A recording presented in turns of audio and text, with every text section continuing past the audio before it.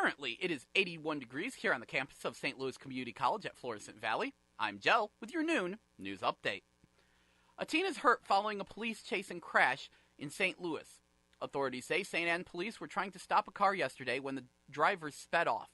The driver pointed a gun at an officer before he crashed into other vehicles near North Florissant and St. Louis Avenues. The suspect in the fleeing vehicle and several other people suffered injuries. Police are revealing the identity of a woman killed in a St. Louis shooting. Authorities say Christina Richardson was found shot to death Sunday in the 4700 block of Tennessee Avenue. No arrests have been made. A suspicious grocery bag is being blamed for the evacuation of a Home Depot in South St. Louis County. The bag was discovered in a cart yesterday at the store in the 7400 block of South Lindbergh. The store was evacuated and hazmat crews tested what was in the bag. Authorities determined cleaning supplies in the bag mixed and began to smolder, but there was no threat to anyone's health. And the Blues are bringing in Jacob Jarabek. St. Louis acquired the minor league defenseman from Edmonton yesterday for a conditional 6th-round pick in 2020. The Blues also placed veteran forwards Dmitry Jaskin and Chris Thorburn on waivers. Now, on to the weather.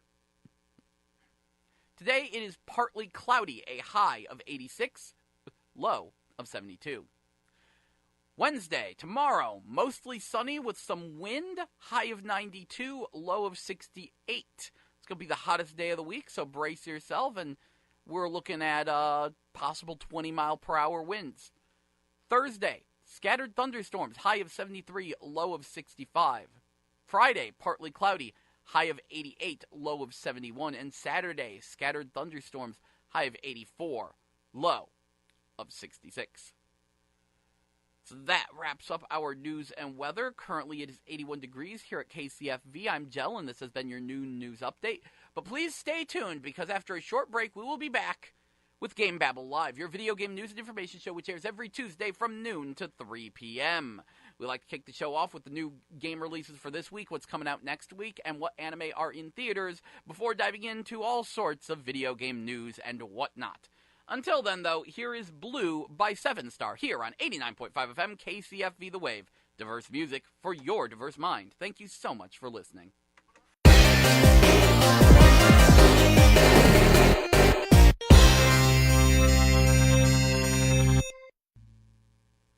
That was Blue by 7 Star here on 89.5 FM, KCFV The Wave.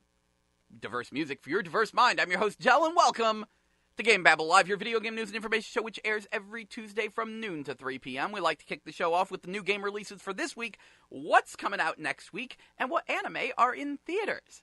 So, starting things off, let's look at the PlayStation 4.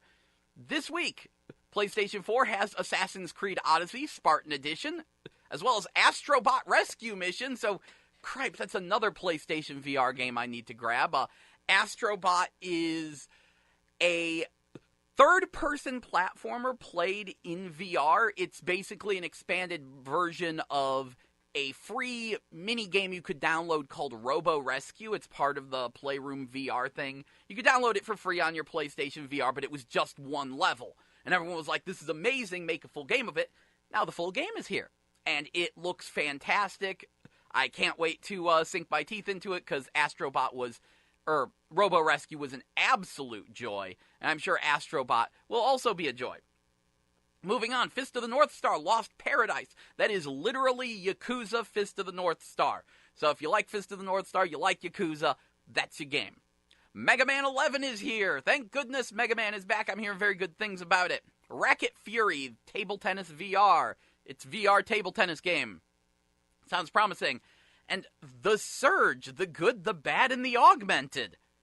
I haven't heard anything out of that game for a while. The Surge was sort of a Western-made Souls-like, involving wearing a exosuit. It was very interesting. I have a friend who's actually a fan of The Surge, so interesting to see, I guess, DLC. I don't know if that's DLC or just a pack of the game with all its DLC or what. It's very interesting. Anyway, also Valkyrian Arc Hero School Story, which I said sounds very promising.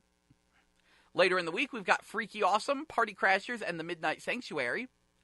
Then, following that, the regular release of Assassin's Creed Odyssey and WWE 2K19 Collector's Edition. Xbox One this week is getting Assassin's Creed Odyssey Pantheon Edition, Forza Horizon 4, Mega Man 11, The Surge, The Good, The Bad, and The Augmented, Gnome's Garden, Armored Freedom, Assassin's Creed Odyssey Regular Edition, and WWE 2K19 Collector's Edition. The Switch is getting Batman: The Enemy Within the Telltale series, Mega Man 11, and Valkyrian Arc Hero School Story. Definitely the system I'm picking it up on. Valkyrian Arc does not have particularly amazing graphics, but it has that very nice anime, brightly colored visual style, so it doesn't really need a whole lot of polygons to look nice. Anyway, later on in the week, we've got Animated Jigsaw's Japanese Women, Art of Balance, Fruit Akia 2, Hot Gimmick Cosplay Jong for Nintendo Switch, Jetto Mero Hero of the Universe, and here's the one that's really weird, Johnny Turbo's Arcade Heavy Burger. I had to look this one up, because I'm like, the heck is Heavy Burger? And it was a combination of Burger Time and Heavy Barrel? And then I look it up, it's actually an original game. It's like a 4-player simultaneous, sort of Power Stone, but in 2D and featuring Data East characters and games just being mashed up. I guess you just play, okay. Yeah, I don't even know what's going on. I guess it's just the Burger Time guys, but with machine guns fighting other Data East characters in like a twin-stick shooter, maybe? But it's also supposed to be competitive? I see them going around shooting some bad dudes. There's a pool stage. Interesting. I don't know what's going on. This is the first I've heard of this. And okay. Moving on. Kimono Friends Picross is also coming to Nintendo Switch, followed by Nefarious, Ascension, Party Crashers, Revenant Dogma, Six Sides of the World, Soul Blight, Splash Blast Panic, The Midnight Sanctuary, Trouser Heart, and Vertical Drop Heroes HD, and then on Friday, Super Mario Party. Moving right along.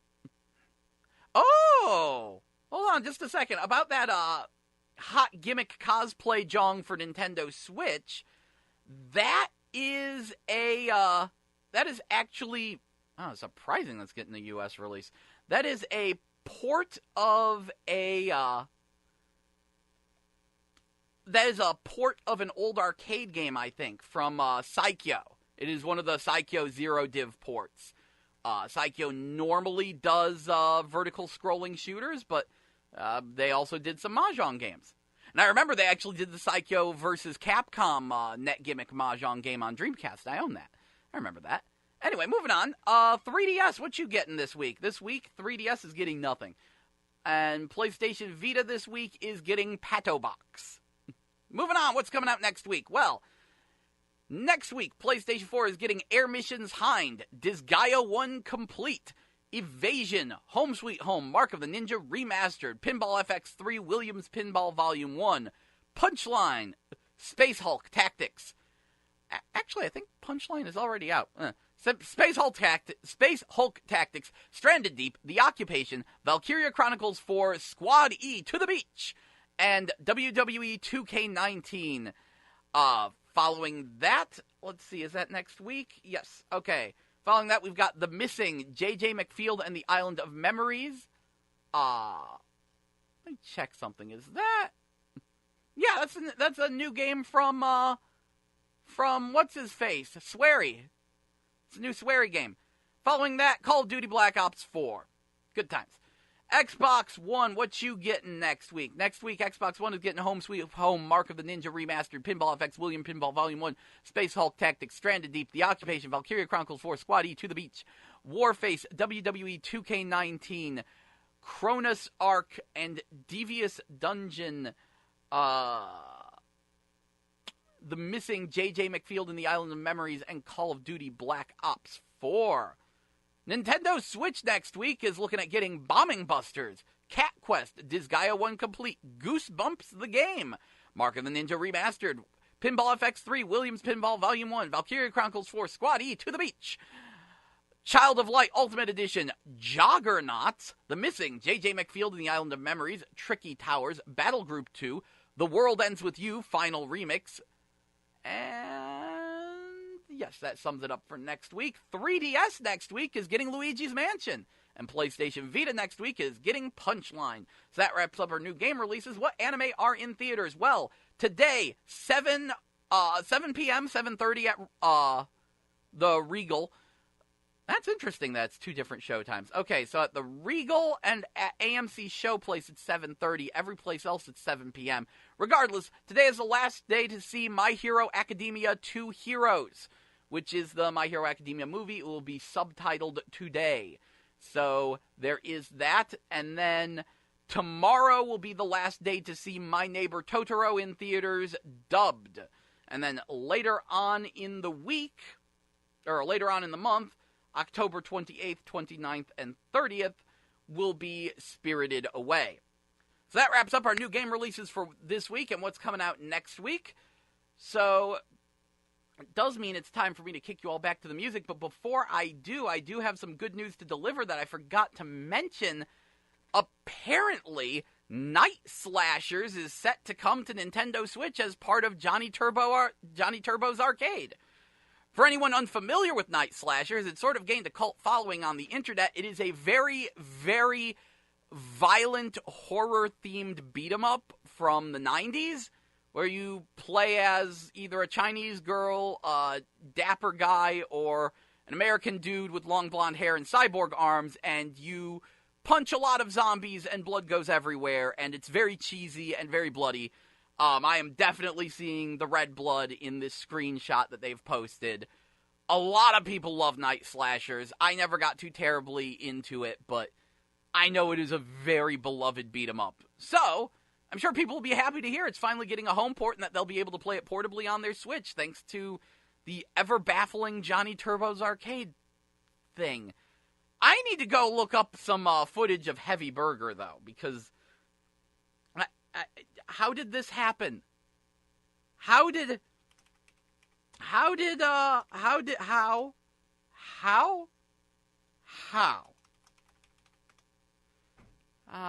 looks like Arcade. It looks like I'm not getting any answers. It would look like I'm not getting any answers. There is no footage of this bizarre game. It just happened somehow. Okay. We live in strange times, my friends. We live in the strangest of times. Anyway, I'm going to kick you back to the music for a little bit, and then when we get back, we will begin talking all sorts of video game news and stuff. But until then, here is Remains by Brasky here on 89.5 FM KCFV The Wave. Diverse music for your diverse mind. Thank you so much for...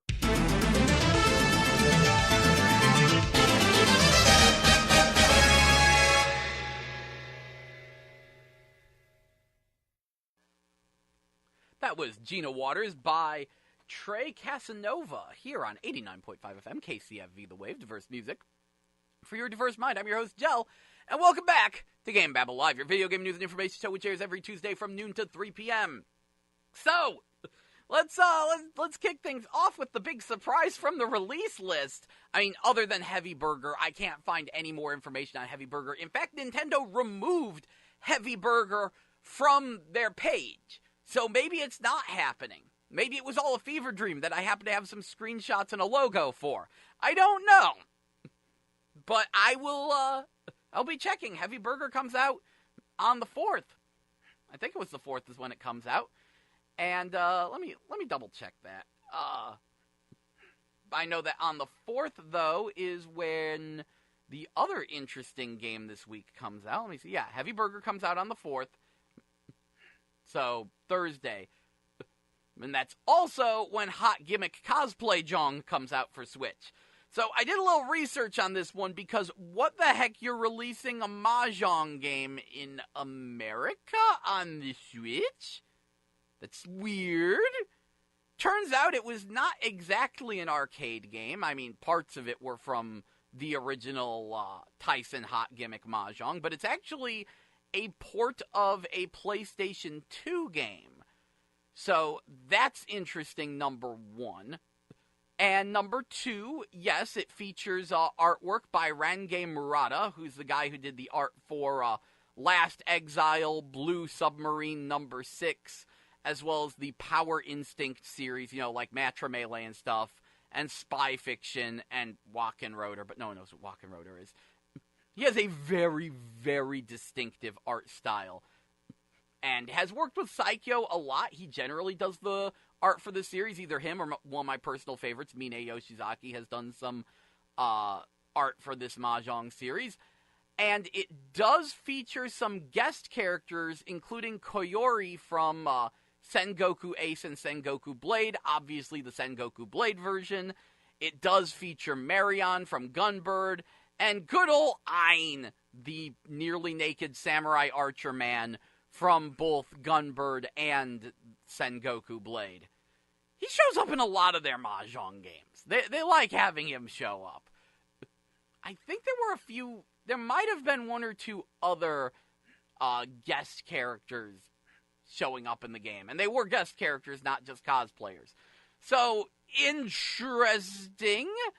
And yeah, judging by this logo, it seriously looks like this might be translated into English. Like that's an American, that's a US logo. Yeah, okay. I am on the Nintendo page for it. It's in English. Yes.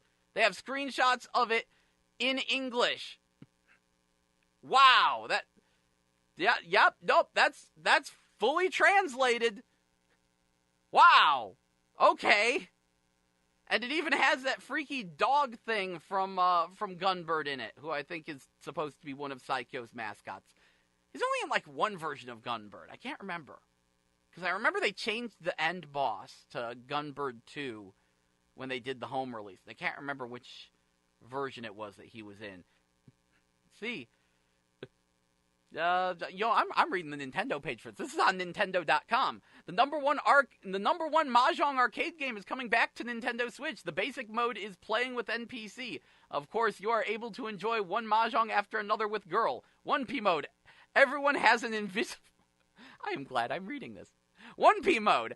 Everyone has an invisible anguish of heart, and your mission is to save their soul. The method is that you can solve problems by Mahjong. Well, solve them by Mahjong! Take your chance! The story is kind of that. The story's kind of that.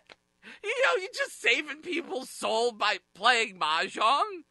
I guess. It's kind of that. And there's also Jong Fight Mode, the blood, sweat, and tears of story of two men who continue to fighting forever. Anyway, I feel like, who are you guys? That's it. In addition, you can use a powerful and joyful technique with a wonderful support character called Jongken. What? The blood, sweat, and tears story of two men who continue to fighting forever. This is on the official Nintendo.com website.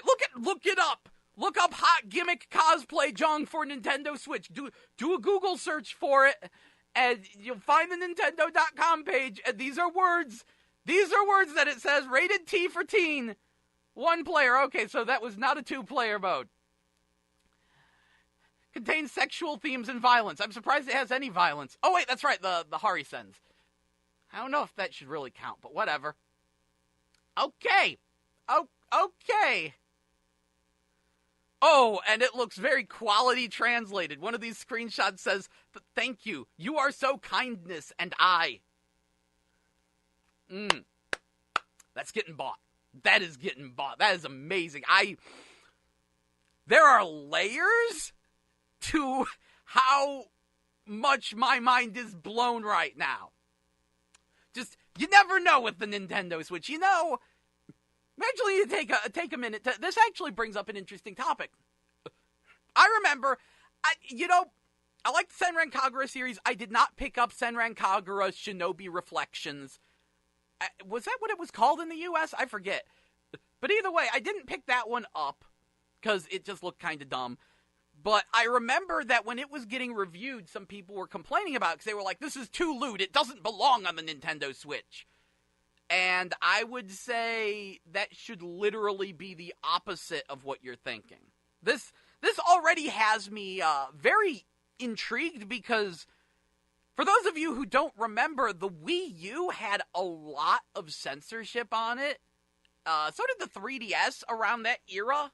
And people got very mad at it, myself included, because I was really looking forward to some of those games. And then, they start completely altering the plots of chapters because they were about the former bikini models being embarrassed about their bikini modeling, but now you have to remove any reference to bikinis in it. Kind of breaks the chapter because they're models anyway. So now you have a former model embarrassed because in the past they were a model. But now they're a model. Nintendo did some really dumb censoring back on Wii U. So seeing them allow games like this is surprising for America. In Japan, they are much looser about their restrictions on these kinds of things. So it's interesting that Nintendo is being more open, and I would definitely say that's a good thing. And I remember, there were some game journalists who were saying that this was perhaps that some of these didn't belong on Nintendo Switch, and I feel that's literally the opposite.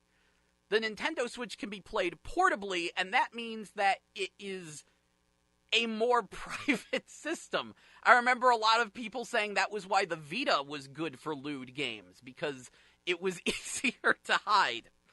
And it's like, okay.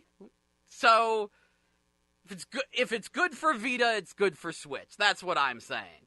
And mostly my mind's just blown that they're bringing over a freaking mahjong game like that to the Switch with a wonderful translation in English. I'm still processing this. I'm trying to process this, getting a home port of Night Slashers for Nintendo Switch, and Heavy Burger, which may or may not exist, because someone said, you know what, we should combine Burger Time, Heavy Barrel, and Smash TV. That makes sense! I'm going to be really pissed, though, if there's no Trio the Punch in there. Because, if Trio the Punch belongs anywhere, it's in Heavy Burger. Lucky cha-cha-cha. So, while we're talking about Nintendo Switch, I do have some good news. And this is a good example of how sometimes difficult it is to work with Japanese companies. So, earlier, people were freaking out because the Nintendo Switch, it has this cloud saving system, and that's the only way to back up your saves, and people were like, well, how long do you keep our saves after our subscription runs out? And there was zero information on the US website. And based on the Japanese and European website, it sounded like when your subscription runs out, we delete your saves. It was vague, though. We weren't sure. They kept asking Nintendo for clarification and didn't get anything, and just the wording made it sound like your subscription runs out, you lose your saves. And yes, that's the backups of your save, but again, Sony keeps your cloud saves for 6 months, and Microsoft keeps them indefinitely, because they still had my saves from, 5 years ago, when I resubscribed to Xbox Live for a hot minute. So that looked really bad. Well, Nintendo finally announced that Nintendo will keep your cloud saves for 6 months, same as Sony. That may have been what they had planned all along, but their wording was really bad. Because they didn't say, because nothing on the site said, we delete it immediately. They just said, if you are not subscribed, we delete your saves, and didn't really specify a time frame. And, any attempts to find out how much of a grace period they had were just not working out well. They are keeping it for a nice, sensible 6 months. Thank you, Nintendo. Now you just need to fix that other problem, that being the fact that most of your games don't support cloud saves. Yeah, we still have that issue where Splatoon 2 and Pokemon Let's Go Eevee can't be cloud saved. Honestly, the more I look at the Nintendo Switch, the more I'm like, this thing needs a redesign and quick. Like, it's a great system conceptually. I am madly in love with the kind of crazy game releases it's getting, because it's just getting weird stuff. Like, the Switch is a weirdness magnet. Oh, hey, here's a new remake of Penguin Coon Wars. Oh, here's a home port of Night Slashers and an English translated mahjong game. Okay, it's fair game on the Nintendo Switch. Just anything goes. There are no rules here. The most random games will even get physical releases. No physical release anywhere else but on Switch. The Switch is a very fascinating little system. Kind of love it for that. But the charging station still costs a ludicrous amount of money and is poorly designed and can scratch your screen, and those controller toppers are terribly designed, and I don't know how to remove them without injuring myself. And just, the Switch could use some touch-ups. It could use cheaper peripherals and a better design. Which brings me to something I forgot to bring up last week.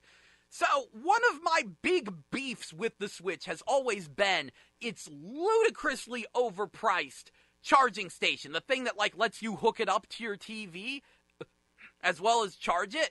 And there's tons of way cheaper third-party charging stations out there. And I'm like, why would you not get these? Why is Nintendo so bad? Because I'm going to be honest, I own the thing. It's a cheap, poorly designed piece of plastic with some cables running in it. There's not a lot going on in that thing. It's pretty much just a stand that you can plug a USB, an HDMI, and and the charger into. And the Switch uses what looks like a USB-C type charger. So a lot of people have been making third-party things. Well, come to find out, some people have done some research into this.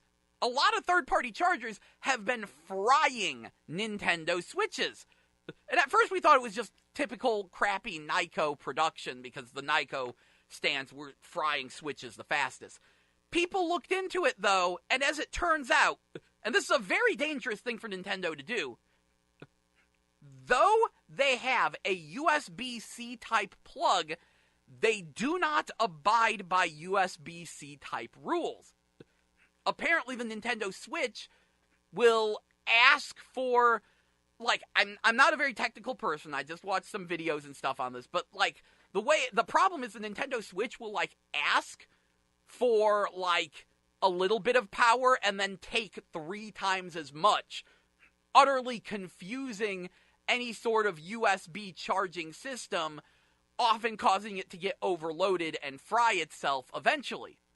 And people have been mentioning that it throws up all sorts of USB errors when this is going on, internally. And what's really interesting is even with the official charger, it's throwing up errors, just less of them. So are you telling me that the Nintendo Switch's entire charging mechanism is broken? Whatever.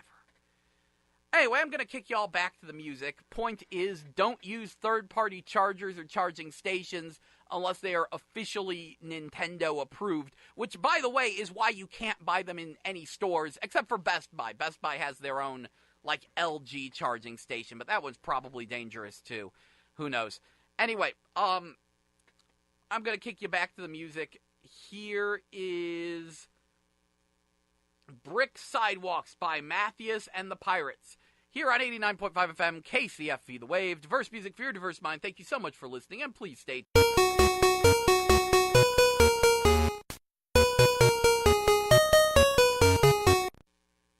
That was Whipped Cream by Ludo here on 89.5 FM, KCFV The Wave. Diverse music for your diverse mind here in Florissant, Missouri. I'm your host, Jell, and welcome back somewhat accidentally to GameBabble Live. I meant to let the station ID run, but I think I did the station ID. Currently, it is 89.5 FM, KCFV The Wave, diverse music for your diverse mind, here in Florissant, Missouri. There we go, handled. Screwed that up. Anyway, welcome back to the show. Ferguson, Florissant, yeah. Well, welcome back to the show. So, but back, before the break, we talked about, now I'm just completely off my game. Because I forgot that I was supposed to let the thing run. Thought it was already going over. So, before the break, we talked about, the Switch, and the fact that Net Gimmick Mahjong, of all things, Hot Gimmick Cosplay Jong, of all things, is coming to Switch in English translated, and Night Slashers is coming, and Heavy Burger. Well, in other interesting Switch news, Kairosoft's simulation games are set to come out, at least in Japan, on October 11th. Now, they have not announced a US release for these games, but all of them are available in English on iPhone and Android, so they'll probably get a release. The games in question are Game Dev Story++, Dungeon Village, and Hot Spring Story. If you've never seen or heard of these games, they are probably some of the best games on iPhone and Android.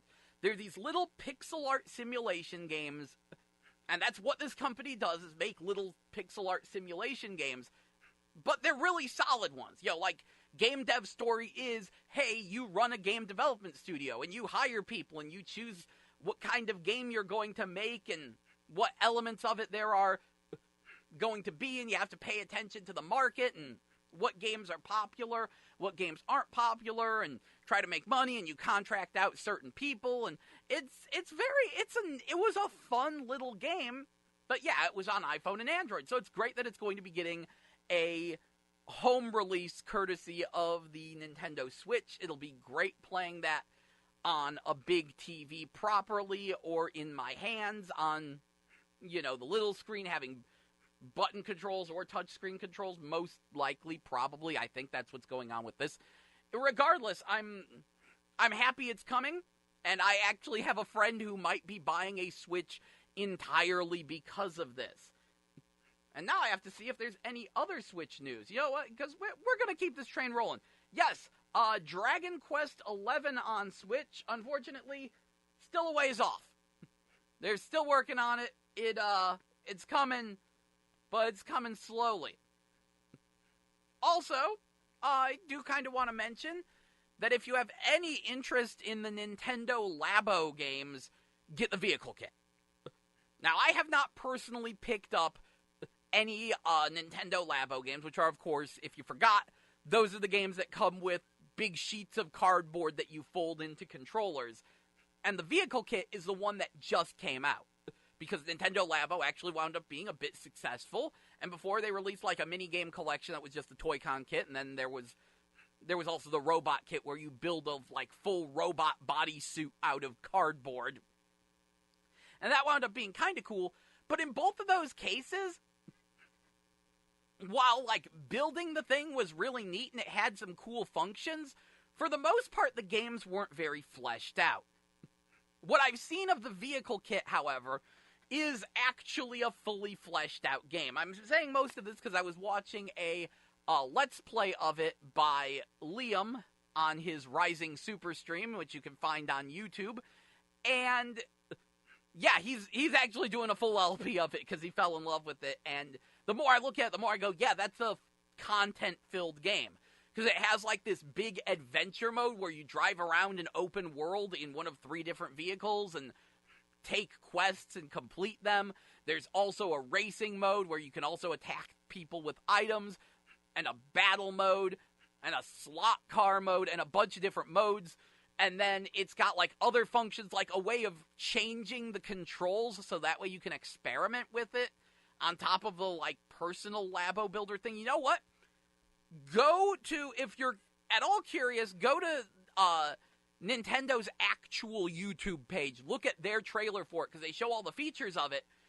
And I'm not saying it's for everyone, because I don't know if I'm picking it up. But I look at that and I go, That's a solid amount of content. That's a complete game. That's something that, if I were interested in it, would be worth the money. Good job. Good job. I like it when games deliver, in a way.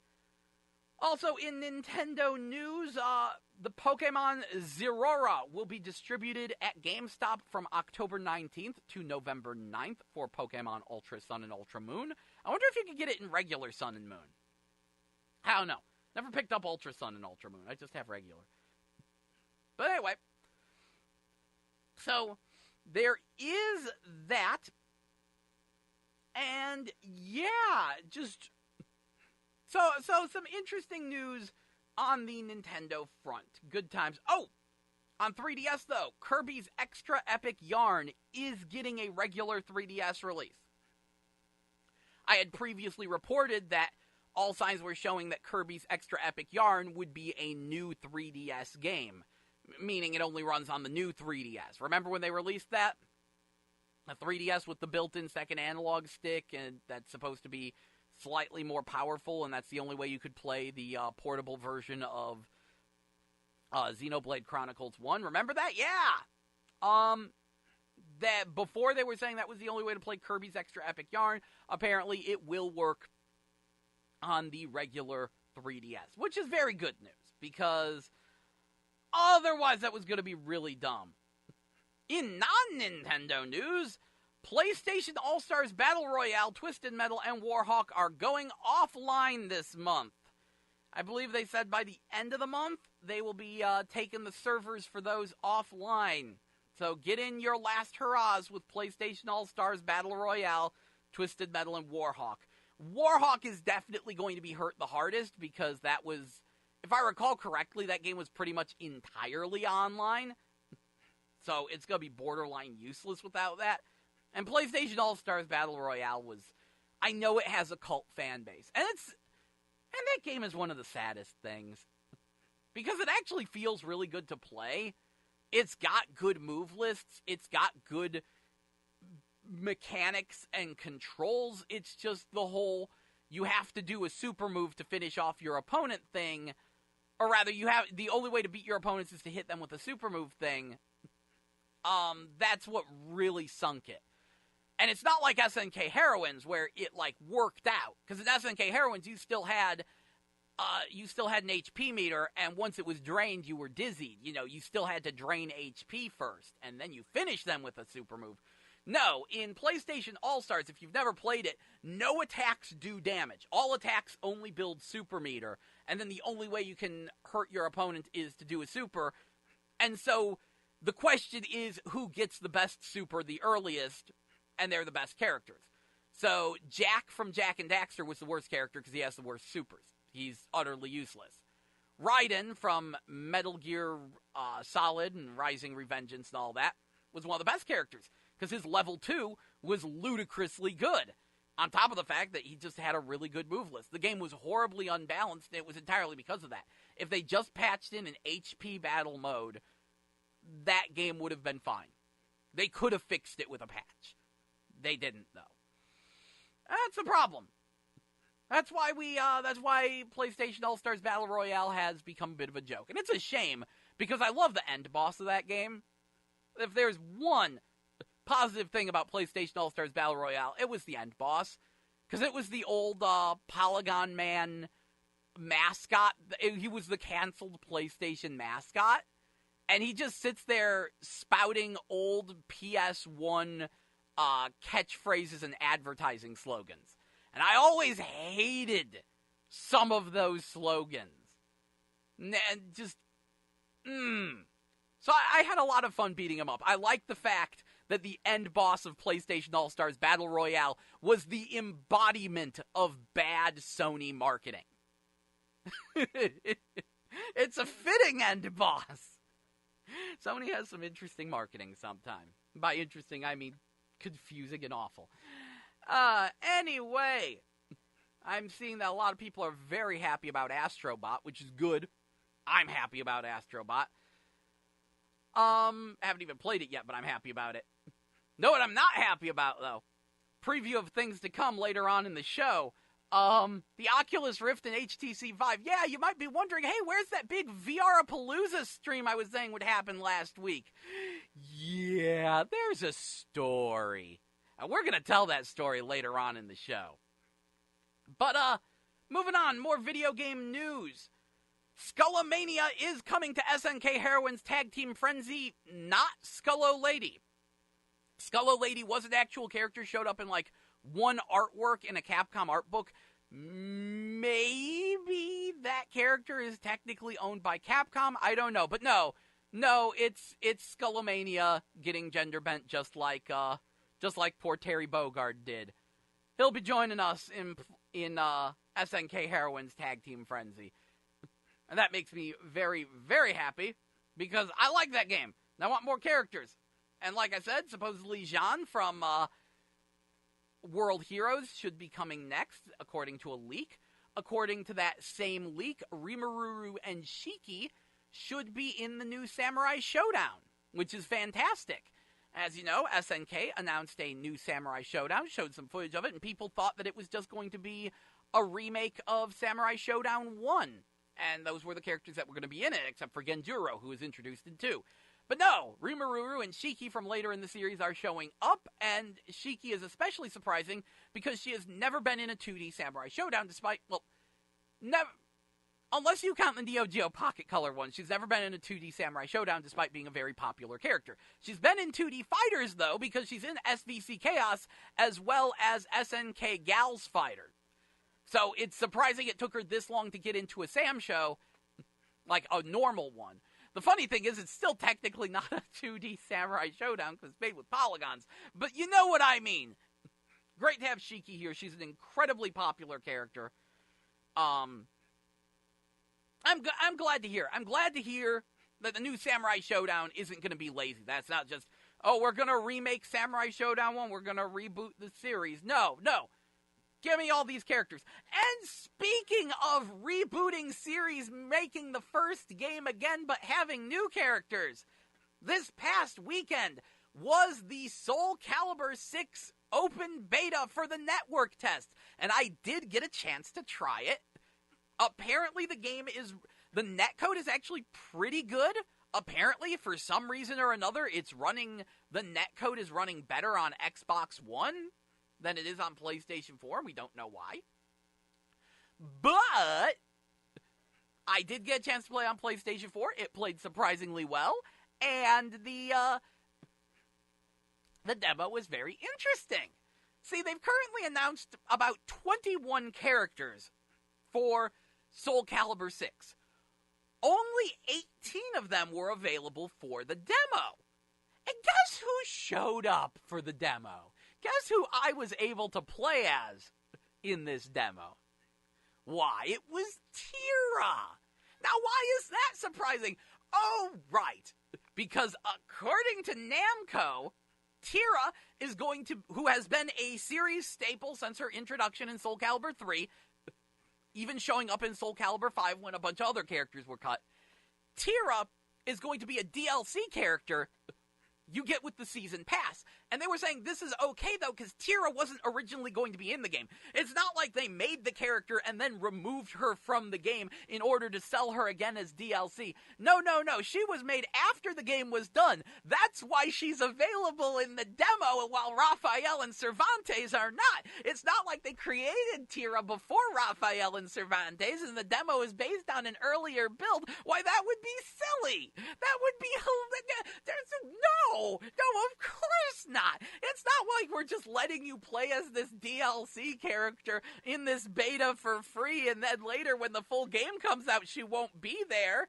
And again, she's not pre-order DLC. She's only, you gotta buy the season pass. That's not how it is. And that's exactly how it is. So, Namco Bandai. I see what you're doing here, and I don't like the fact that I'm buying your game. I'm only buying it because I really like Soul Calibur, and it's better than 5. Hard to be much worse than 5. And in that weird limbo state where it's like, maybe this is kind of better than Soul Calibur 4, but not, but maybe. And you know what? The custom character story mode is enough to make me go, all right, show me what you got. My mind is currently blown by just everything going on with Soul Calibur 6. So if the rumors that Hwang Sang-yo and Lizard Man were going to be in the game, but are cut and going to be sold as DLC are true, I wouldn't be surprised. Really, I think I've got a good idea who all the DLC characters are going to be honest. Because if I'm not mistaken, I could be mistaken, they've announced 21 characters, that's counting, of course, Geralt. I think Soul Calibur 4 had 26 characters. And I've mentioned that the character models are recycled from Soul Calibur 4. There's 6 missing characters, and I think we know who all's going to be there. I think we know exactly who's showing up for dinner. Sometimes you just can't win, you know? Sometimes you just can't win. Speaking of can't win, Dead or Alive 6 is coming to arcades. Woo. Don't buy it, it's crap. I'm sorry, Dead or Alive 6 looks like a massive downgrade from all the previous DOAs. It's got less characters, less modes. They've already said tag mode will not be in the game. That's been a staple since 2. They've already said that, the game is flagrantly rushed. They said when the game was only 15% complete that they would be selling the missing characters as DLC, and announced that Nyo Tengu would be a pre-order bonus, while Phase 4 is a special edition pack-in. Good times! Good freaking times! Just literally just can't win sometimes. Just can't win. Oh yeah, I was going to go somewhere after mentioning Skullomania being in SNK Heroines Tag Team Frenzy. So, here's a weird one. While we're talking fighting games, Fighting EX Layer's PC version is in development. It's in development because the arcade machines that they're putting it on, the Taito Type X2 or X3, are technically running on Windows hardware. So, the development of the PC version and the development of the arcade version, they kind of go hand in hand. They said they're going to do their best to keep parity with the PlayStation 4 version. They're a little concerned about it. But they have said that there will be no cross-play.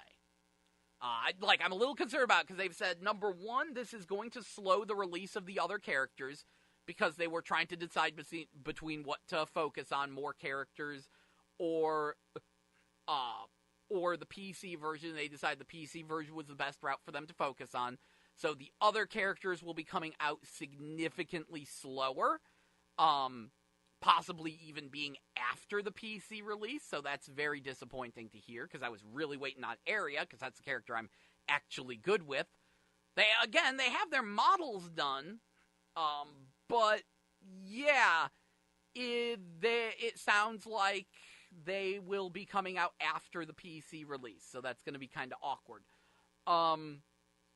They mentioned that they wanted to make some balance tweaks for the arcade, and they're going to try to get those balance tweaks onto PS4 instead of just having them be PC exclusive. It's kind of a mess, and they've said that there will be no crossplay because they don't have the money to run the link-up servers, because the weird thing is they're like, this is because we don't do DLC, except the game has tons of DLC. It's just really badly thought out DLC. Whoever came up with the monetization scheme for Fighting EX Layer is a complete idiot. I think I might actually know the guy. And if so, he's a complete idiot. Because the monetization scheme for Fighting EX Layer is really, really bad. Had this been released in a slightly different way, they could have made a lot more money off of it. I don't know. The point is, it has DLC. It's just they didn't think the DLC through properly. Fighting EX Layer is it's in a weird state. And it's kind of making me sad, because it's like, with just a little bit more thought, they could have made this, they could have made a lot more money off of this. Like, I hate to say they should have charged me money for Pull and Perna, but they should have charged me money for Pull and Perna. They should, honestly, they should have released the game for free and then sold each character individually. Have it come with 2 characters, then you buy all the other characters separately. Do it the Killer Instinct way. But yeah, it's going to be really weird, because Fighting EX Layer, as it is, has a rather small player base. It's surprising that it has a player base at all. I'm shocked by the number of people playing it, despite how low-key the release is. But the PC release is definitely going to cause problems. Because I know, like, here's the problem. A chunk of the players just don't have a PS4 or don't want to play on PS4, and they're waiting on the PC release because they expect it to be the best. One chunk of the players doesn't have a good PC, and they only intend to play on PS4. And then there's a third chunk of the players that are playing on PS4 for right now, but want to switch to PC because they love their PCs, and so will quit playing the PS4 version to play the PC version. And it's going to be a really weird thing to see what this does to the player base for Fighting EX Layer. I believe the PC release is a good thing, but the lack of crossplay is, of course, a very bad thing. But there's not a lot they can do about it, because I don't think they monetized Fighting EX Layer properly to make the money they need to make off of it. I don't know. It's a weird situation with that game, and I feel bad about it, because I like the game. It's really good. It's the game Capcom should have given us for Street Fighter V, especially after the patches that add in arcade mode. Fighting EX Layer is actually really, really nice. But I am very concerned about its future, because I think Arika's attempt to do the PC release and the arcade release and all these characters might be stretching their resources a bit thin. They might be biting off more than they can chew. I'm concerned about that, to say the very least. So, yeah, that's a thing. In other news, Shovel Knight is coming to Brawlhalla. Don't forget that he also has his own Smash clone coming soon, and that he's going to be an assist trophy in Smash. I think he's in another Smash-like game, wasn't he? Were they putting Shovel Knight in Slap City? I remember him being announced for a Smash-like game before. Anyway, Brawlhalla also has Rayman in it, so there you go. You know what? No, I need to look this up. Shovel Knight...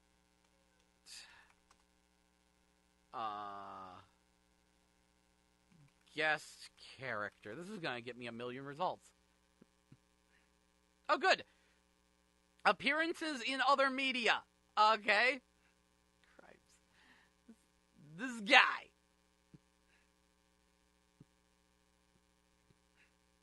Let's see. Oh, yeah, Rivals of Aether. Shovel Knight is in Rivals of Aether. He has been added to that, as well as Brawlhalla, as well as Smash, as well as having his own Smash game, as well as being in Blade Strangers. You can't escape the Shovel Knight. Like, at this point, Shovel Knight being a guest character in your game is just a meme.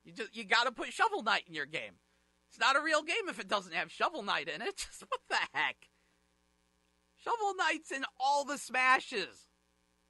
This guy.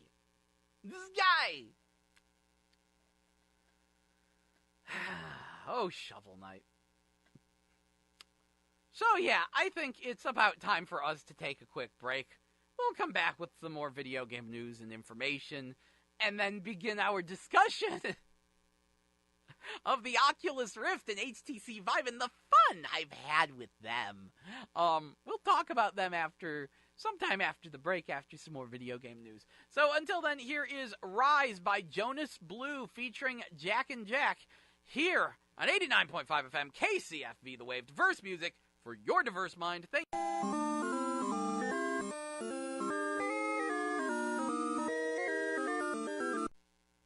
That was Sober by G-Eazy featuring Charlie Puth here on 89.5 FM KCFB The Wave. Diverse music for your diverse mind. I'm your host, Jell, and welcome back to GameBabble Live, your video game news and information show, which airs every Tuesday from noon to 3 p.m. And so, before the break, we hit you with some random video game news and information, and we're going to continue on with that before I decide to explode at both the HTC Vive and Oculus Rift, as I've had a wonderful experience with them. But, moving on, speaking of wonderful experiences, I don't know if I mentioned this last week, but some reviewers have gotten, actually I think I have, but I think it's worth repeating, some reviewers have gotten their hands on the Neo Geo Mini, and apparently while it works great in portable mode with the screen resolution being the exact resolution you want and the little joystick actually working pretty well, hooking it up to a TV results in a horribly blurry image, and the controllers for it for playing on a TV are absolutely abysmal. That's a bit of a shame. The Neo Geo Mini is a bit on the pricey side. And it looks really, really cool. I still kind of really want one, but it sounds like it could use a revision. Darn shame, really. Darn shame. But speaking of mini consoles, that's a thing I forgot to mention last week. The PlayStation 1 Classic has been announced, packed with 20 games. The PS1 Classic will be a little miniature PS1 that you hook up to your TV. Hooray! And it's already confirmed to have Wild Arms and Final Fantasy VII on it, among other things. And I think I had Jumping Flash on there. So, yeah, woo! PlayStation 1 Classic. Good times for all, except I'm actually a little skeptical about it.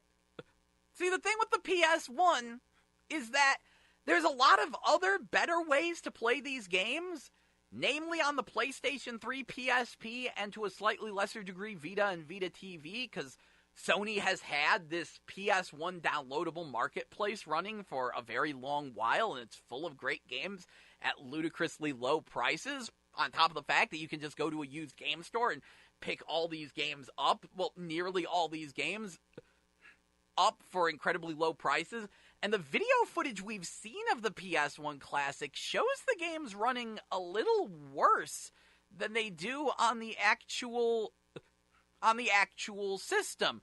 Now, having said that, the NES Classic had a bunch of options and features with its games, and if the PS1 Classic also features options and features for how the games are displayed and how they run and whatnot, then perhaps the PS1 Classic stands a chance.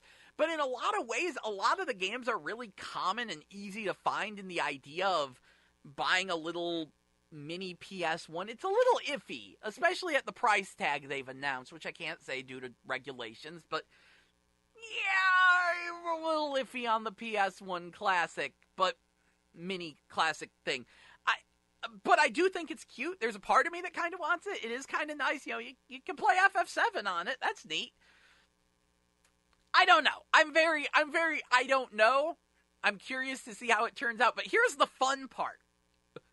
Rumors are, of course, floating around that an N64 Classic is on the way. In fact, that's right, Nintendo actually put out a patent for an for an N64 Classic. They put out some patents for, like, the controller and stuff that seem to strongly be hinting at an N64 Classic. So there is a chance. There is a very serious, probable, possible chance we could have the N64 Mini versus the PS1 Mini, and we're going all the way back to 1996 all over again, but bite-sized this time. And this time, the N64 Mini stands a much stronger chance against the PS1 Mini. Now the question is, can we get a Saturn Mini? Can we please get a Sega Saturn Mini? Which, oh egad, that would actually be worth buying. I wish Sega would do that, actually. A Sega Saturn Mini would be amazing, but actually emulating the Saturn is a pain in the butt, and they won't be able to pull it off. a darn shame, because I want a Sega Saturn Mini. That has potential, because Sega Saturns are actually kind of tricky to come by, and Sega Saturn games are even trickier to come by. And the Saturn has a lot of just weird games that never really got ported to other systems. Would be on a Sega Saturn Mini. I mean, obviously you'd have like Virtua Fighter 2 and Daytona USA. Virtua Fighter 1 and 2 in Daytona USA. Maybe Virtua Racing. Maybe put Bug on there. It'd be cool to have Bug on there. I would like Sonic R, but I know not everyone else would. What else would we put on a Saturn Mini? Like, obviously Knights. A Stall would be a really, really good choice. Clockwork Knight. Panzer Dragoon 1 and 2. People would want Panzer Dragoon Saga as well, but good luck on that one. See, now my mind's going, but yeah, you'd absolutely have Panzer Dragoon 1 and 2. And like, all these games I'm mentioning now are all stuff that would be really, really, really worthwhile, because, oh egad, getting a copy of Panzer Dragoon 2 in this day and age is a pain in the butt. And it's really hard to emulate. And it would be really, really worthwhile to have a miniature Sega Saturn. Put Guardian Heroes on that, and we'd be really in business then. But yeah, that's not happening. But if, that's the funniest thing. If they did a Sega Saturn Mini, I would declare it the winner of the mini console wars. But it's not showing up.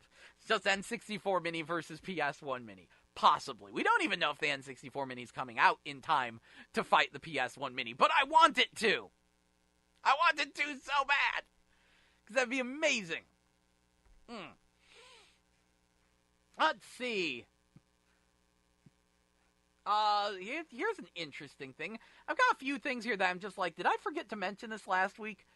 Shadow of the Tomb Raider came out, and a day one patch, removes an alternate after credits sequence. In the original version of Shadow of the Tomb, but without the patch, Lara gets a letter from the villain of the first Tomb Raider game back on PS1, implying that the new Tomb Raider games would finally be looping back around to the PS1 games. But they decided, no, that's not the route we're going, and so they've cut that out. They're not looping back around to the PS1 games. It is a separate continuity. So that's a thing. Also, coming to Nintendo Switch, in Japan, and I think it's getting an Asian English release, Kamen Rider Climax Scramble, which is much like the Kamen Rider Climax Fighters, is an up to 4-player arena fighter. And I'm going to be honest, Climax Fighters wasn't very good. Maybe this one will be better. But the one thing that had me very intrigued was, judging by the trailer, this one looks to have 4-player simultaneous single console play without split screen. And then you can do 2-player with split screen, and you could do 4-player like console link as well as online. And that has me very intrigued, because we don't normally see a 4-player single console on games like this. In fact, there are so many arena fighters that don't even have 2-player split screen. Hi, Final Fantasy Dissidia NT. Good job screwing that up. Oh, hi, Gundam Versus. Good job screwing that up. A lot of companies screwing up on the having local multiplayer front. And it's really dumb. And it's not a place where you should be screwing up. But they are. And that's, so it's interesting to see Kamen Rider Climax Scramble say, oh, hey, we're on Switch. We better get 4-player simultaneous single system going. And it's like, that's good. That's very good. That makes me happy. So, good to hear about that.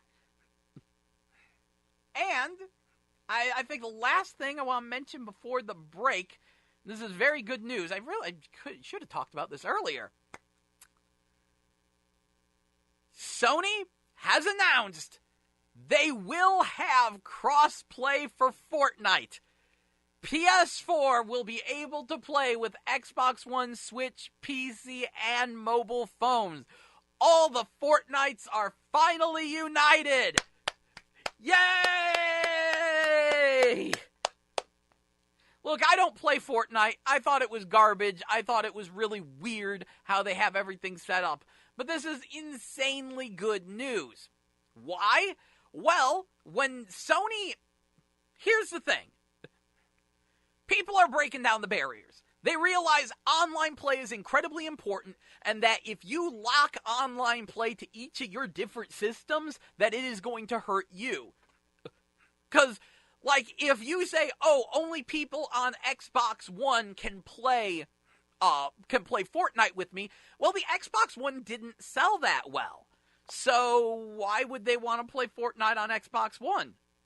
Or, oh, hey, the Nintendo Switch is going to be able to play Fortnite, but it's a new system, and everyone else is already, they've already planted themselves and dug in their feet on Fortnite on other systems. Why would they switch to Switch? You know? But when you say, oh, hey, the Switch version can play with the Xbox One version, well, all of a sudden you have a bigger pool of players. Oh, they can play with the PC version, bigger pool of players. Oh, they can play with the mobile players. Oh, even bigger pool of players. The only exception was the PS4. And the PS4 is like the best-selling console out there right now.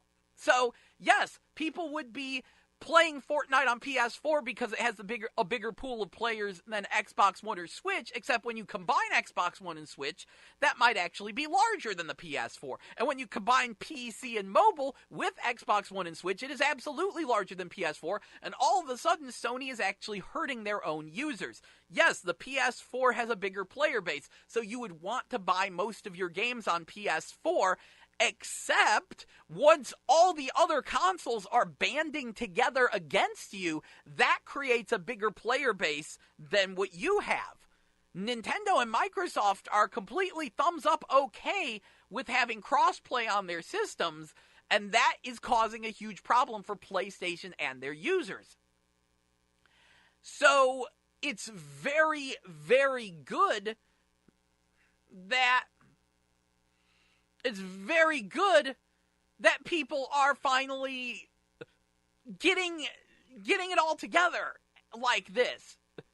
It's good that Sony's finally realizing this, because I mentioned in a previous episode that Sony's response, they're like, well, we just think our system is better than everyone else's, is a sign of massive arrogance. And I said that the PS5 was doomed, because whenever a game company gets arrogant, they fall from grace really hard. Their next console will fail because they will think that they're just on top of their game and everyone will buy their thing just because of brand recognition, and they get carried away and they make a bunch of stupid decisions and it tanks their next console. It is the way video game consoles work. It's what screwed up the N64. It's what screwed up the PS3. It's what screwed up the Xbox One. If you think back to it, whether it was the N64's draconian release policies and sticking with cartridges, the PS3's ludicrous price tag with absolutely no games, or the Xbox One's near spying capabilities and the way it doesn't even let you really own games initially, and they had to change that due to the sheer amount of backlash. When you get arrogant, you lose the console war every time. And saying our system's just better than everyone else, we're not doing crossplay, that was a massive sign of arrogance. And it meant that Sony was going to lose the next console war. They were doomed. PS5 was doomed just because of that sheer amount of arrogance. PS4 may be on top of its game right now, but there are no guarantees for PS5. And the console wars can always change at the drop of a hat. But Sony recognizing their error for once and going, you know, a lot of our players are pissed at us because of the lack of crossplay. Maybe we should do something about that. That means that they have been at least slightly humbled. So there's a chance that the PS5 won't be a complete failure.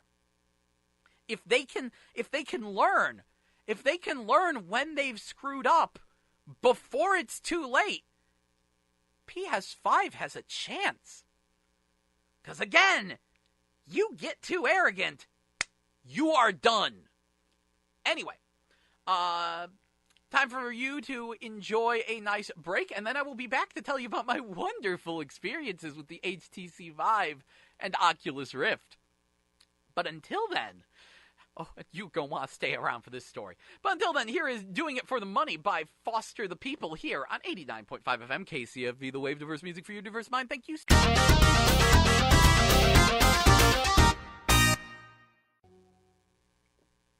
That was Sound of Silence by Disturbed, here on 89.5 FM KCFV, the wave, diverse music for your diverse mind.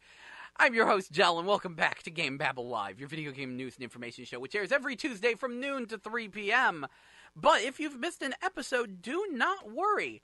You can just head over to YouTube, search up GameBabble Live Archive, and you should run face first into one of over 60 different episodes of GameBabble Live, and I will try my best to get new episodes up as fast as I can. Unfortunately, this past week's took me a minute due to various factors. See, I've been using the same... where do I begin? While back, I got a new computer, but after a bit, the Windows drive broke down. So I wound up switching to a laptop that I had purchased for capture reasons. I meant to fix my main desktop for the longest time, but unfortunately, I never really got around to fixing said desktop. So I just used my relatively powerful laptop for about 5 years, though not without some issues, like the video card deciding to be stupid and not allow streaming video if it's active. The graphics card wouldn't let me view streaming video, meaning I couldn't edit video or watch YouTube or Twitch. If the graphics card was activated, the graphics card, which still works and will enhance games, just won't let me view streaming video, and after 5 years, that I could never figure out how to solve this issue. New updates and patches did not fix it, and no one else on the internet has this problem. It was very strange. So I've been using this same laptop for about 5 years, and recently I'm like, it's loading really slow, it's kind of bogged down, it's running a bit hot when I'm doing certain things. I've had it turn itself off a few times just because it's getting way too warm. I think it's time for a new computer, and thank goodness I bumped into some money, and I said, we're going all in. Go get a nice, big, fancy, meaty new machine, ordered it from iBuyPower.com, and the other week it was delivered, and I was like, I gotta go clear out a space for this in the game room, and if I'm buying a new PC, you know how much I love my PlayStation VR, how much I love the VR experience. Give me a VR headset.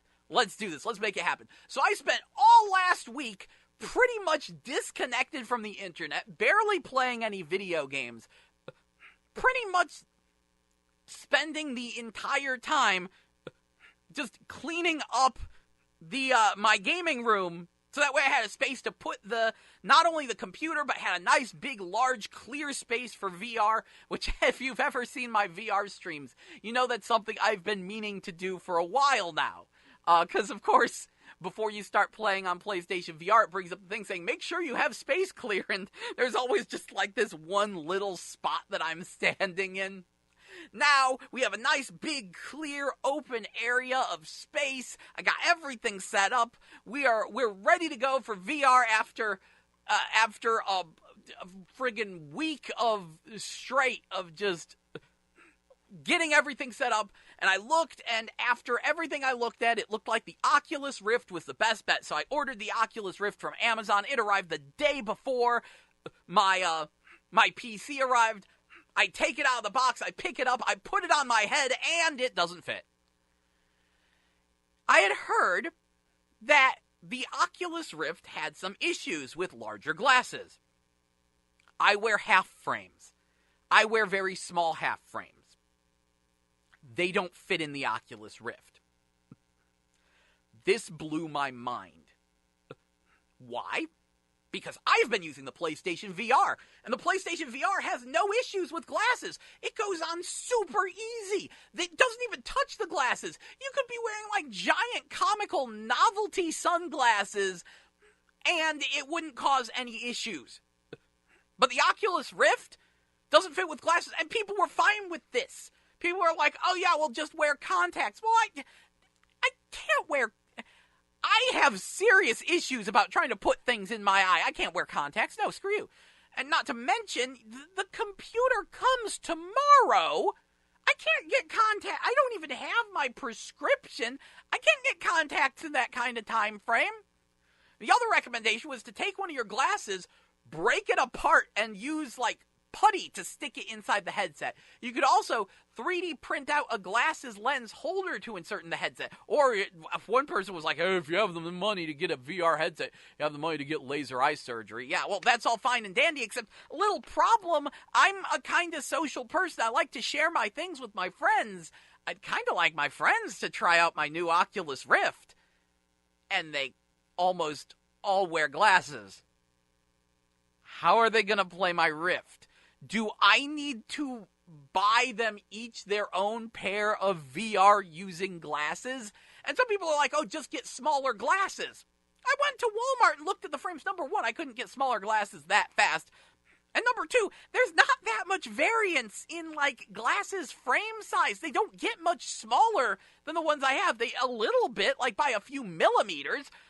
So this is a massive design oversight, and so many people are like, oh, well, that's just how VR is. Nope! Hey, okay, not only does the PlayStation VR work just fine with any pair of glasses, know what else works just fine with any pair of glasses? The Virtual Boy! I have one! Busted it out, put it on my face, no problems. And not just because it doesn't actually strap to your head, there's a nice big amount of space between where your eyes go and where the lenses in the Virtual Boy are, and it worked just fine. There were no issues with the glasses on the Virtual Boy. Hey, you know what else didn't have any issues with glasses? The freaking goggles I bought for biology lab a couple years back here at Florissant Valley Community College. Yeah, they were like a couple bucks at the student center. No issues with glasses.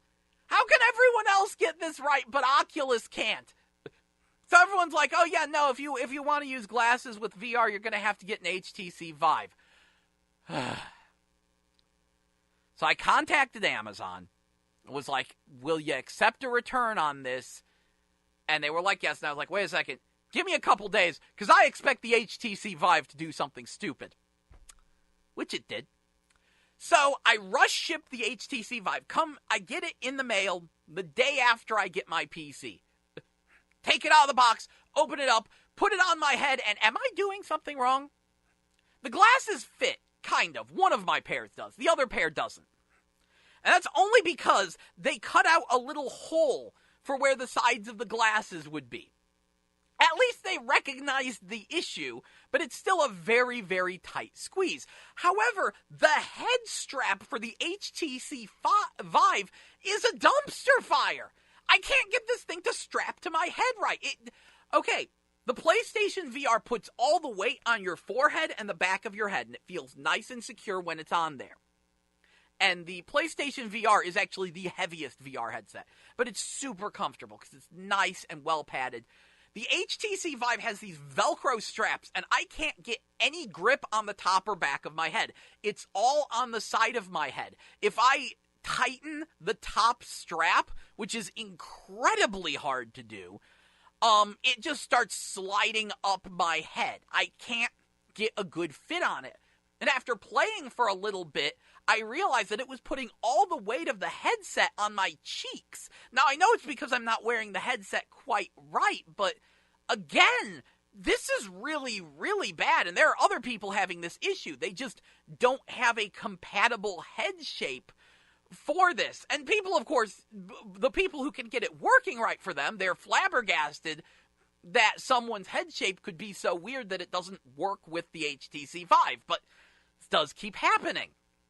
And some people are, but they do sell different straps, but they're all a ludicrous amount of money, because there is the HTC Vive Pro, the HTC Vive Pro audio strap, But that costs a huge amount of money. I don't need audio. I just need it to strap to my head properly. And some people even have problems with the Pro Audio strap. Then there's this other fan-made strap solution, but that's garbage too.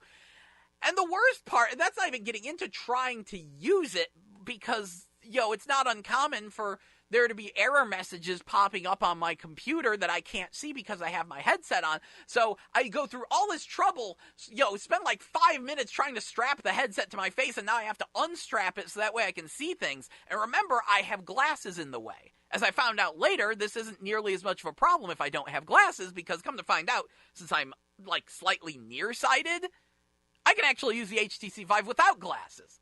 Don't know if I could use the Oculus Rift without glasses. Have not really opened it up much aside from sticking it on my head. I'm still on the fence about what I'm even going to do about this bizarre and stupid situation.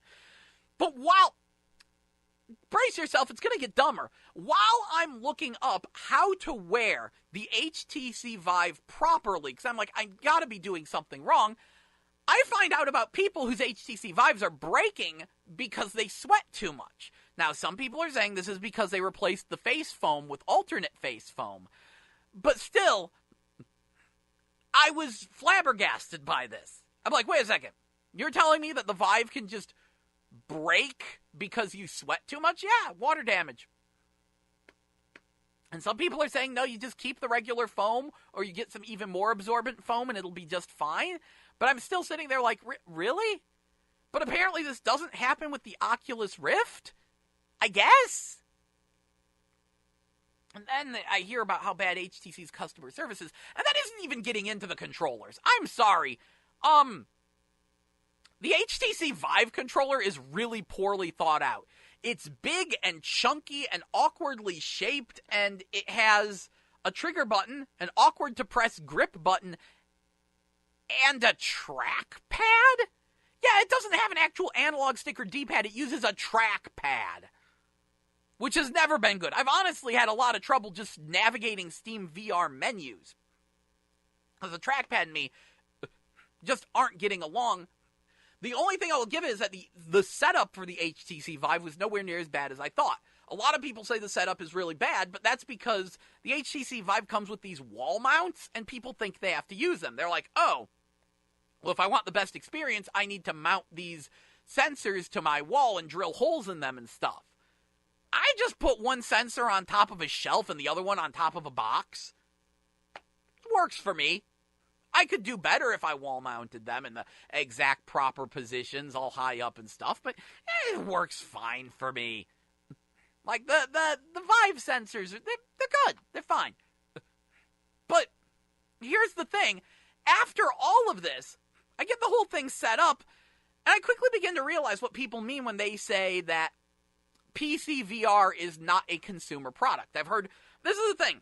I've heard so many conflicting reports. I've heard tons of people, like, just visiting the VR subreddit, a lot of folks hate the PlayStation VR. The recent release of Astrobot has people steamed because they completely misunderstood what was being said. See, Astrobot is just a third-person 3D platformer that's played in VR, and it's getting rave reviews, and people were talking about, and some people heard that it was going to be revolutionary like Mario 64, and they thought that they meant for VR. And they're pissed because they're like, what the crap, it's just a platformer.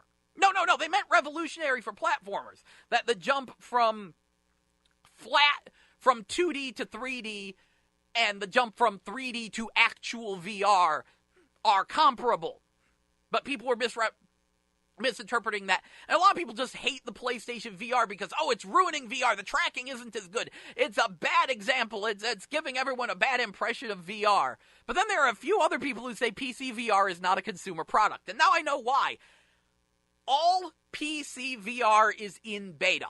All of it. Including the interfaces. Like, for some reason, HTC Vive is used with Steam VR, right? Okay, so it's a Steam thing. But for some reason, they also have a secondary alternate shop called Viveport that's in beta. And I was like, oh, hey, look, I can download this free Ready Player One themed game from Viveport. That's super cool. I'm going to do that. But when I clicked to download that from the menu, it brought up the actual 3D Viveport world menu, and there was a tutorial.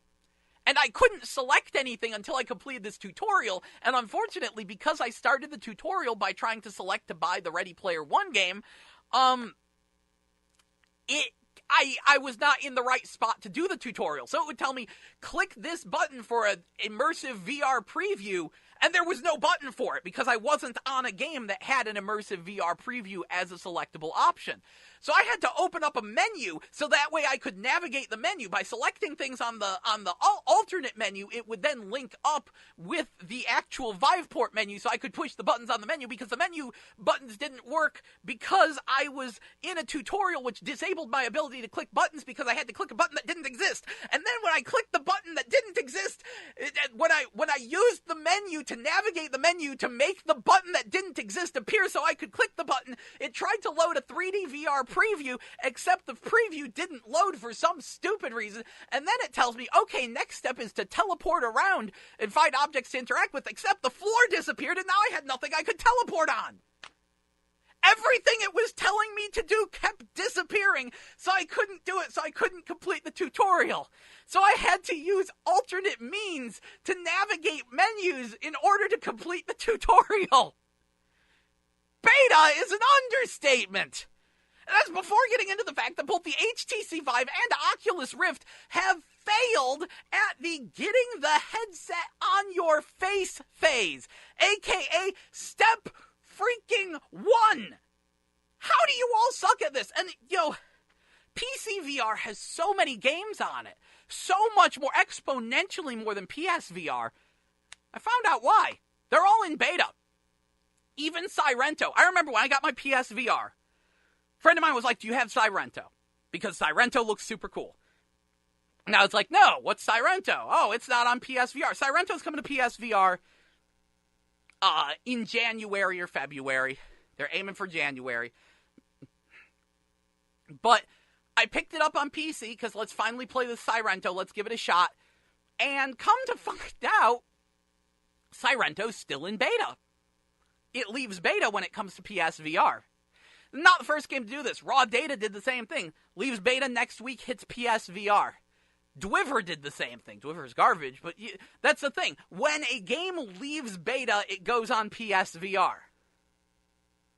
So in a way, I've gained so much more respect for the PlayStation VR. I thought, people always talk about the PlayStation VR like it's the lesser choice, the inferior VR product, just a stopgap until you can get the real deal on PC. And perhaps the tracking isn't as good. I will give it that. The tracking's not quite as good, but the tracking on PSVR is good enough. The screen resolution not as high, and the PS4 does sort of kneecap what it can display. But from a physical design standpoint, from a product standpoint, the whole package, the PlayStation VR is actually a completed consumer product that you can buy and use and not go completely insane. Looking for words here that aren't swears.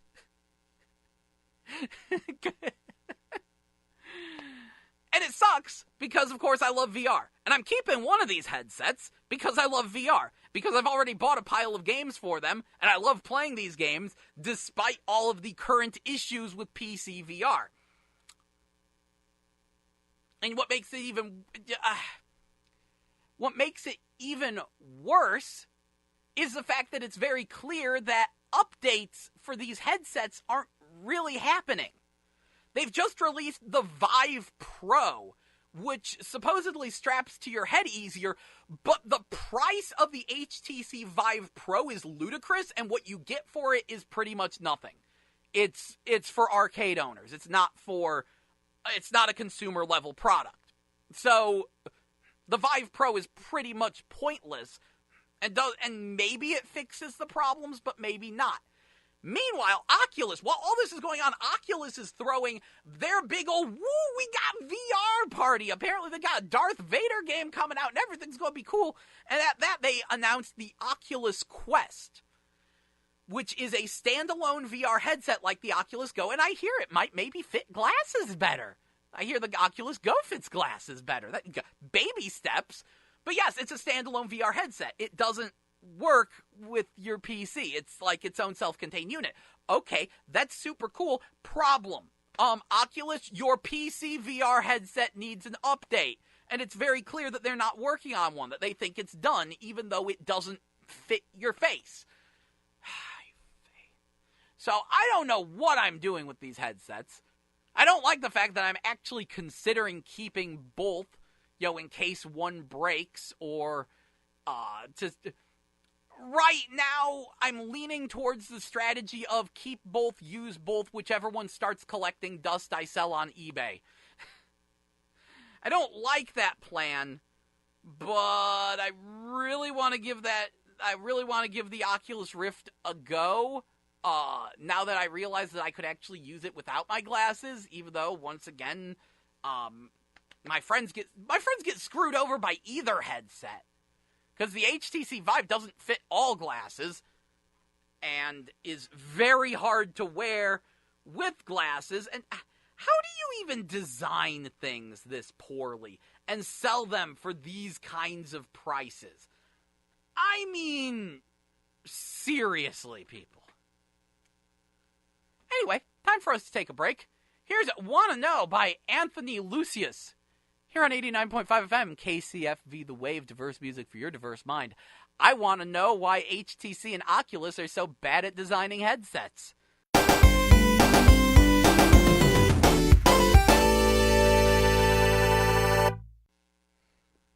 That was Done For Me by Charlie Puth featuring Kelani. Here on 89.5 FM, KCFV The Wave, diverse music for your diverse mind.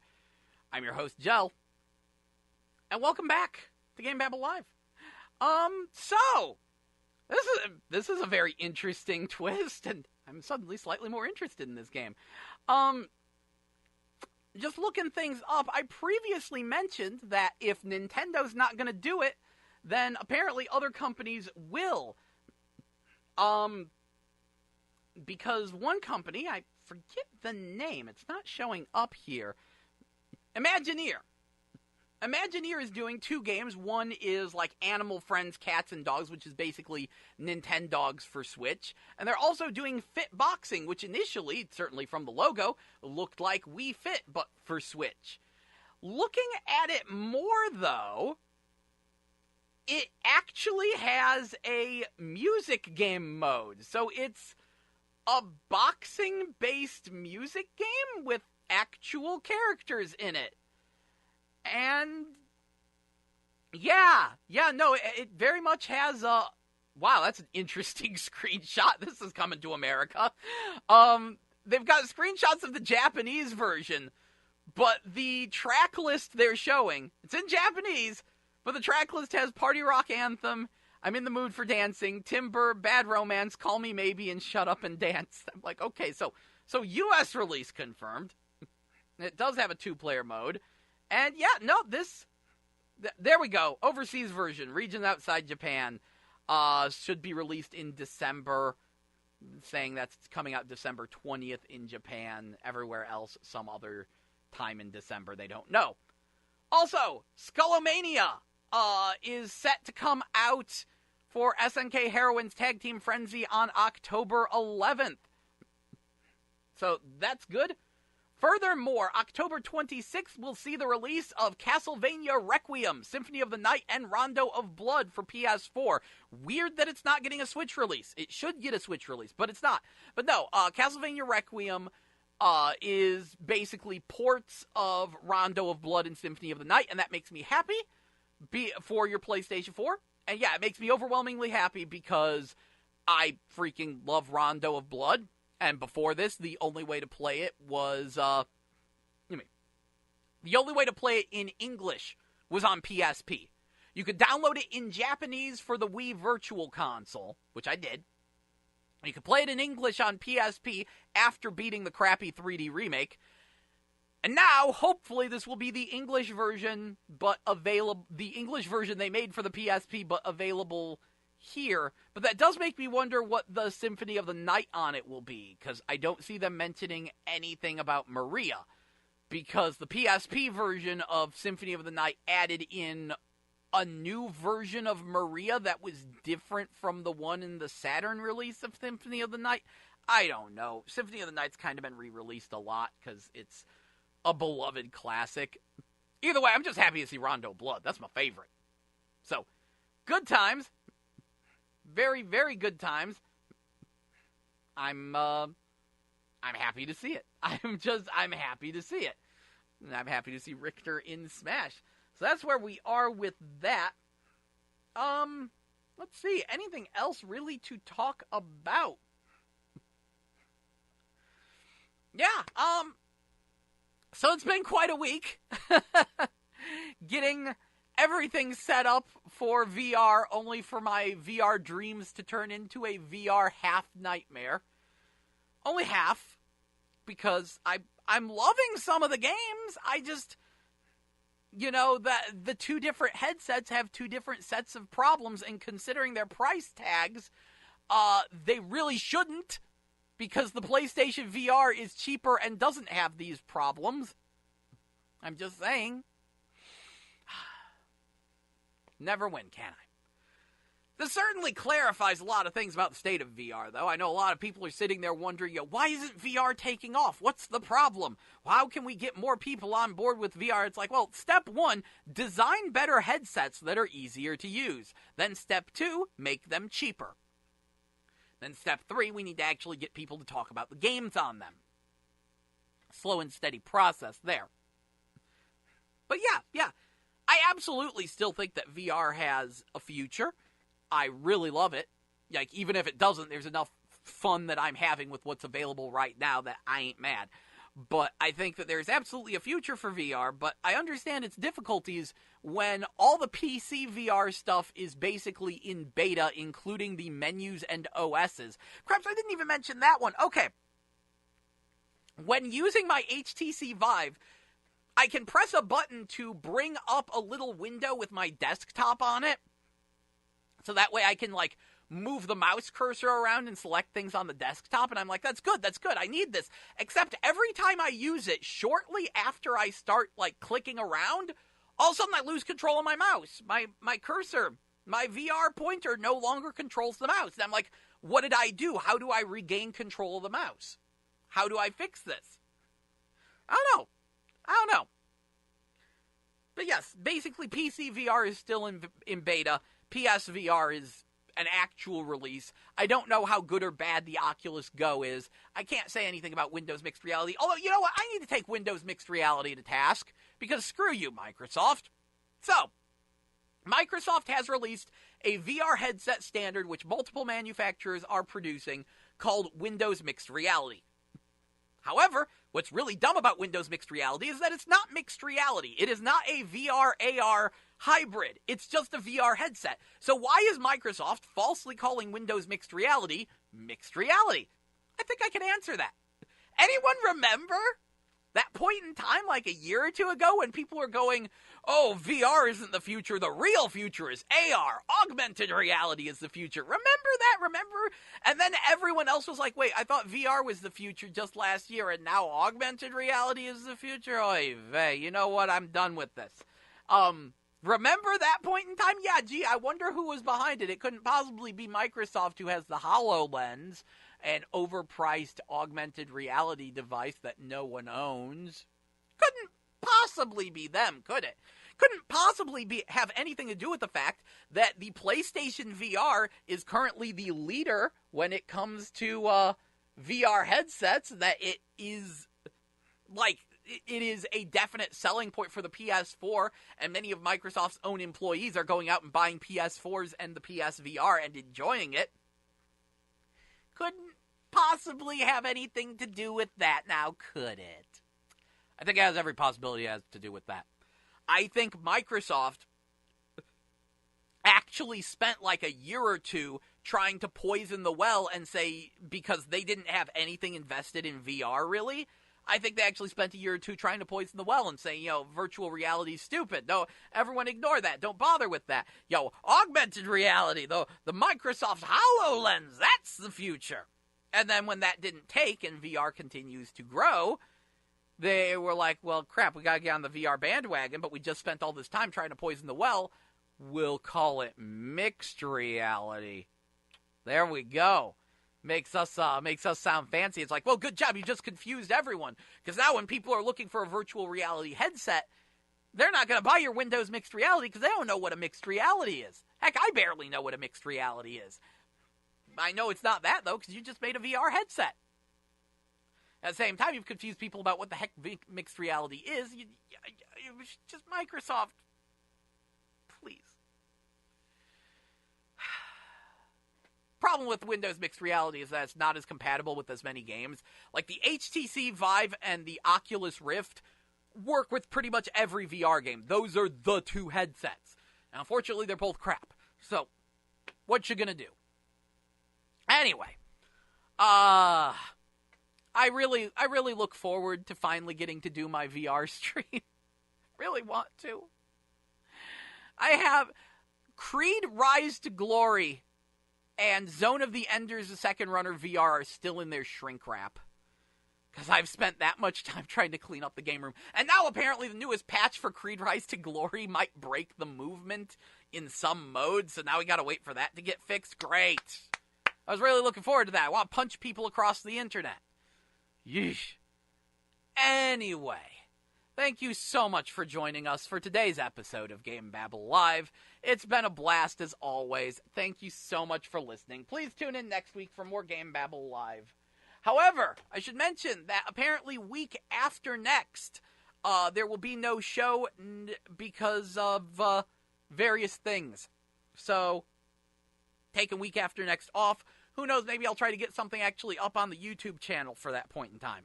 We'll see when it gets here. Anyway, though, thank you so much for listening. And if you missed today's episode, if you tuned in late, don't worry. Hit up YouTube, type in GameBabble Live Archive, and you will find over 60 GameBabble Live episodes, including last week's episode, and hopefully this week's episode very soon.